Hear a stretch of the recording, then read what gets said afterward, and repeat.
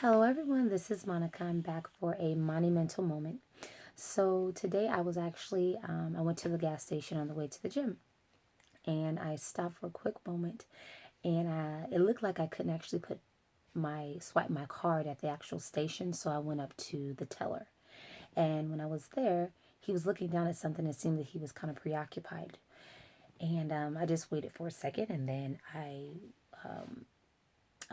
gave him my card and told him how much I wanted to put on. Well, he told me to come inside. So I went inside, but I figured it's because he wanted me to sign for my gas, to sign the receipt. But technically, I could have done that from where I was standing. But he began to ask me questions about an email he had on his phone. He was not from America, and he, had a little bit of a language barrier, and so he wanted me to help him interpret his email. And so I read it, and he was trying to go to community college here. And I was explaining it to him about his financial aid. And one said that he might qualify, and another one said he didn't, but that he could actually qualify for a waiver. And actually something that I took a long time ago before I completed my degree. I actually had that waiver, so I was able to share with him some information on it. Well, time went by. It was probably like 5, 7 minutes. And then he said, go ahead, pump your gas, but come right back, come right back. So I came right back, and then I interpreted some more emails for him and explained it to him. And while I was there, another guy came in, and you could tell kind of just to himself, and he had said hi to me outside, and he gave the guy 50 cents for a cigarette. And I looked over at him. I said, you need to spend your money on something else, not cigarettes. I said, I'm going to pray for you. He said, I know, I know. And then he told me his name, Ishmael, which means God listens.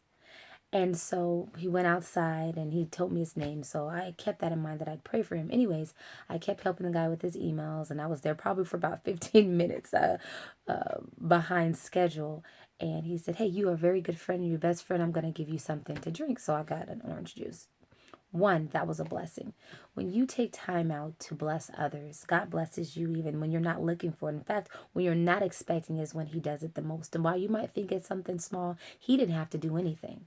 I just realized how much I enjoy helping people. And this is not to say, oh, I'm doing something great, because I literally just stopped to get gas. But it's something about being available and in tune with what's going on.